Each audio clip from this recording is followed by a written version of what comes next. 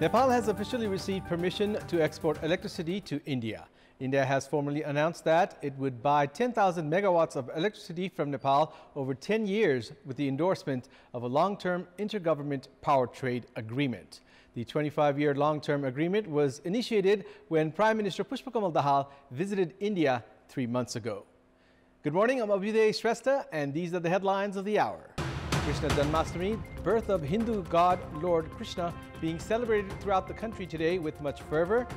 Devotees throng Krishna temples from early this morning. Radha Krishna Karnel, elected chairperson of CPN-UML's Lumini Provincial Committee. Karnel defeats contender Hari Rijal by a margin of just 2 votes in a tight race. A cyclone devastates southern Brazil with flooding in several cities, leaving at least 21 people dead and displacing hundreds more. Around 60 cities affected by the storm. And Nepal's clash against UAE today in the last group stage match of the Women's T20 World Cup Asia region qualifiers cancelled due to rain. Nepal already through to the semi-finals. Today is Krishna Janmashtami, the festival observing the birthday of Hindu god Lord Krishna, who is regarded as the incarnation of Lord Vishnu. Krishna Janmashtami is being celebrated throughout the country today with much fervor by worshipping Lord Krishna. Lord Krishna, who taught warrior Arjun the value of karma in the Bhagavad Gita, was born at midnight on the 8th day of the dark moon of August, which is known as Ashtami. On this day of Krishna Janmashtami, devotees throng Krishna temples all over Nepal. Devotees celebrate the occasion by singing devotional songs and fasting until midnight. Devotees have gathered from early this morning in and around the Krishna temple at the Patan Darbar Square, Naranhiti Krishna Temple, and other Krishna temples throughout the country. The government has announced a public holiday today on the occasion of Krishna Janmashtami. Radha Krishna Karnel has been elected chairperson of CPN-UML's Lumini Province Committee.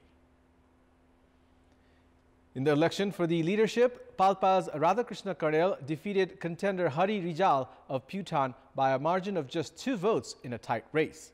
Karnel from the CPN-UML Vice Chairperson Vishnu Paudel faction and Rijal from the General Secretary Sankar Pokhrel faction were in the fray in the tight election. Karnel garnered 479 votes to secure the win, while Rijal was very close behind with 477 votes. Likewise, Rupandehi's Bhoj Prasad Shrestha has been elected as the Vice Chairperson of the Lumini Province Committee. Shrestha secured victory, bagging 455 votes, while his main contender, Bishwaraj Baral, claimed 306 votes. Dang's Lakshman Acharya was elected Secretary unanimously.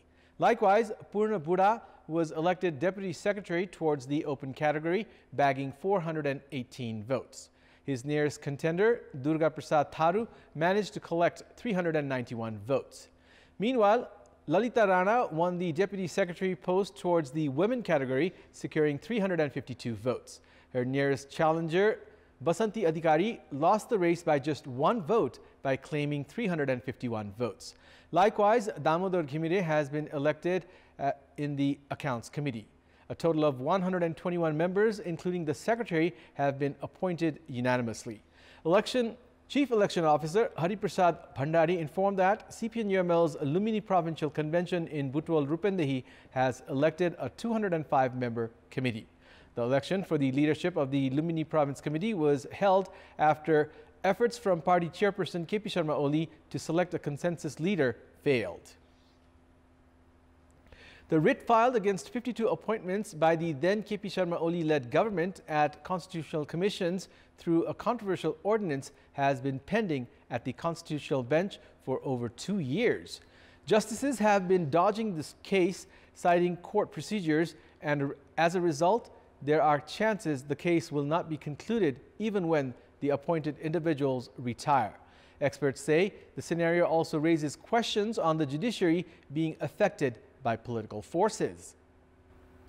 Despite not meeting the quorum requirement, the then government had issued an ordinance to make the appointment recommendation on 2 rounds.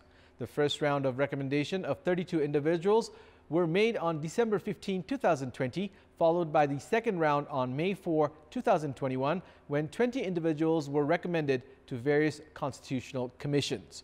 Initially, the then Chief Justice Cholendra Samcher Rana announced of refraining from the writ hearing. However, a writ was filed by Ganesh Regmi demanding for the presence of a Chief Justice as per the constitutional provision. This was followed by an order to hold a hearing by a single bench of Justice Hari Puyal on September 2, 2021, despite Acting Chief Justice Deepak Kumar Karki beginning the hearing a year ago. A hearing has been scheduled for 13th of September next Wednesday by incumbent Chief Justice Bishwambar Prasad Shrestha. Officials appointed through the controversial process are currently working at the constitutional commissions despite the case yet to conclude, raising questions if they have the authority to make any decisions while at their positions. The delay in holding hearing has also raised questions on the intentions of the justices. As the old proverb goes, justice delayed is justice denied. Stakeholders are concerned if the delay seen in delivering justice indicates and invites more irregularities at the judiciary. Nepal has officially received permission to export electricity to India.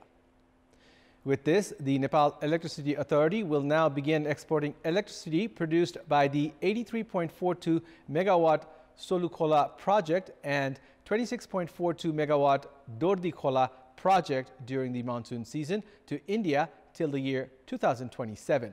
So far, the Nepal Electricity Authority had been exporting electricity on demand based on the rate at the Indian market of 5.25 Indian rupees per unit. The authority had proposed to sell India 200 megawatts of electricity from 5 projects, of which India agreed to buying 109.61 megawatts.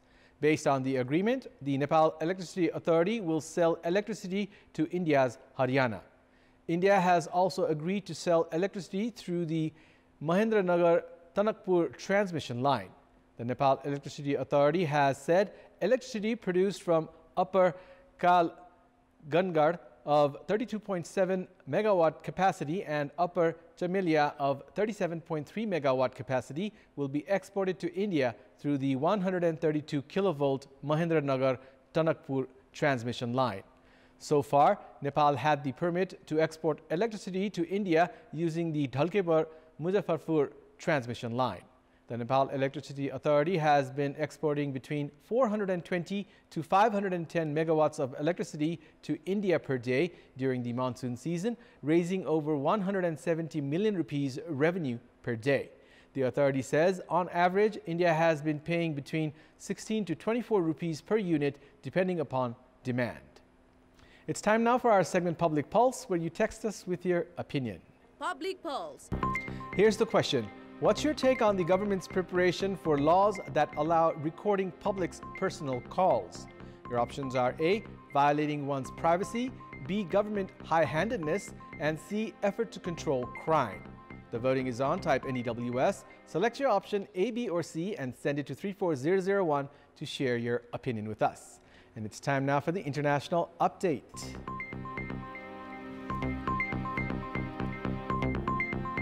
A cyclone has devastated southern Brazil with flooding in several cities, leaving at least 21 people dead and displacing hundreds more. Authorities in the state of Rio Grande do Sul yesterday said that more bodies are being found as floodwaters recede. Governor Eduardo Leite said that about 60 cities were affected by the storm.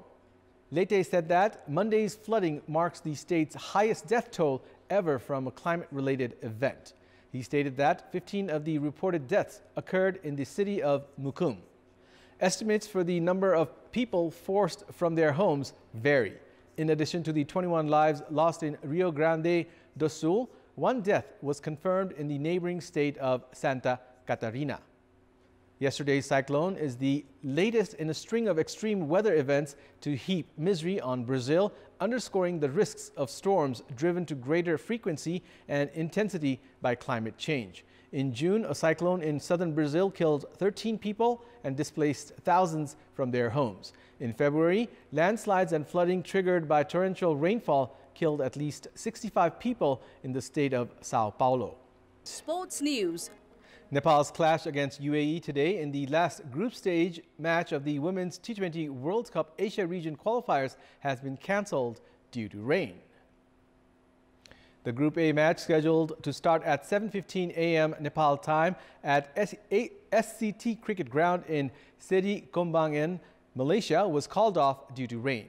By sharing points, UAE topped Group A while Nepal are runners-up. UAE topped Group A with 9 points from 5 matches, while Nepal are runners-up in the group with also 9 points from 5 matches, but with a poorer net run rate than UAE.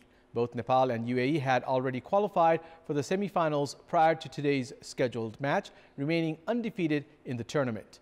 Nepal reached the semis, defeating hosts Malaysia, Bahrain, Bhutan and Qatar. Although Hong Kong have reached the semis from Group B, the last spot has yet to be decided. The matches between Malaysia and Qatar, as well as Bhutan and Bahrain, were also cancelled due to rain. The matches between Myanmar and Kuwait, as well as the Hong Kong-Thailand clash, scheduled to start at 11:15 a.m. Nepal time, have also been affected by rain. The entire nation has been immersed in cricket yet again after Nepal played India and Pakistan at the Asia Cup. The sport is being talked about by politicians and public as well. Several private entities and even the government have begun making assurances for the development of cricket again. However, the government seems to have had ignored the sport so far. If Nepal had international standard cricket stadiums, maybe India and Pakistan could have been playing the Asia Cup in Nepal itself. In this regard, several questions remain regarding the lack of development of cricket infrastructures in the country. In 5 months, whatever I have seen, the boys practice at TU. Boys practice in that indoor where there are no lights. Okay, boys practice over there with one bowling machine, 24 old balls. Last 6 months. Okay, there are challenges. Before Team Nepal had left for the Asia Cup to play against test nations, Nepal head coach Monty Desai had lamented about the lack of infrastructures for preparation. Saying they had done the nation proud, there was no lack of congratulations for the team for their performances against India and Pakistan. However, the reality of Nepali cricket is way different. Team Nepal do not have a proper indoor venue for practice sessions during the monsoon season. They do not even have the facility of training with bowling machines. Other infrastructures are in a sorry state as well. All corners leave no stone unturned in sharing their happiness with the success of the team. However, no entity has initiated any proper efforts for that success or to retain these achievements and ensure further growth of the sport. The government is limited to sharing assurances. Team Nepal were expected to take great strides after making their debut at the 2014 World Cup. The players had expected professionalism in Nepali cricket after the ODI recognition in 2018. However, nothing has changed. Considering the craze of cricket among the supporters, the government had announced of installing floodlights at the Tribhuvan University cricket grounds in Kantipur. However, the installation process has remained stranded as well. Team Nepal had displayed impressive performance at the World Cricket League 2. With 11 wins in last 12 matches, Nepal retained their ODI status. Even the Mulpani ground next to the Cricket Association of Nepal CAN headquarters was recognized with ODI status. However, CAN has yet to pay any attention to its infrastructures. After Nepal's match against India, even the Kathmandu metropolis has assured of developing cricket facilities. Even the federal government includes development of cricket stadiums in the budget for each fiscal year. However, there has been zero progress in this aspect as well.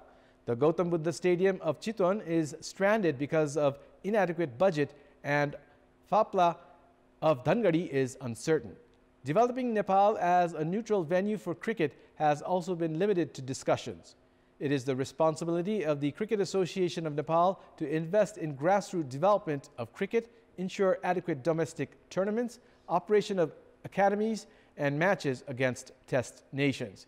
It has already been late to invest for the development of cricket and cricketers to retain their success and turn the dream of defeating nations like India and Pakistan to a reality in near future. In our Public Voice segment, we had asked people in all 7 provinces what should be done to raise the standards of Nepali cricket. Let's take a look at what they had to say.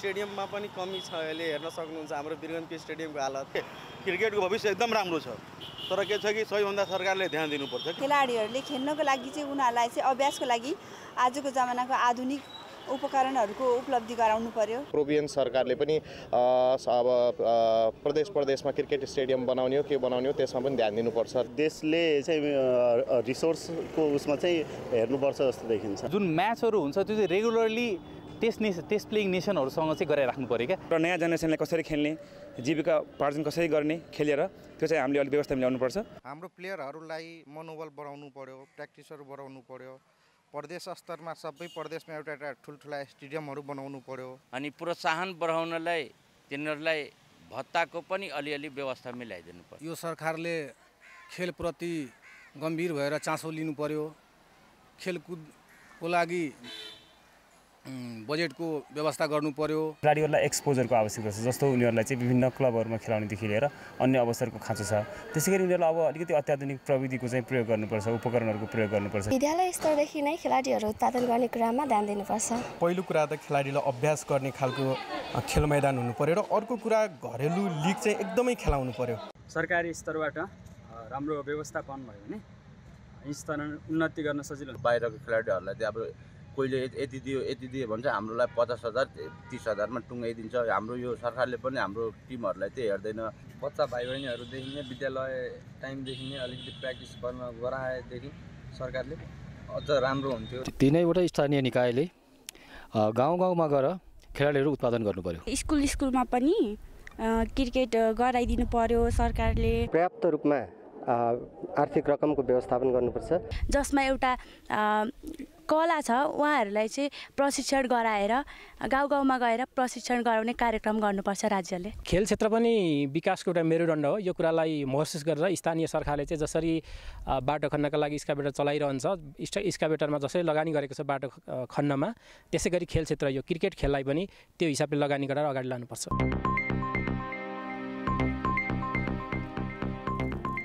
That's all for the moment. Thank you for watching. Have a good day.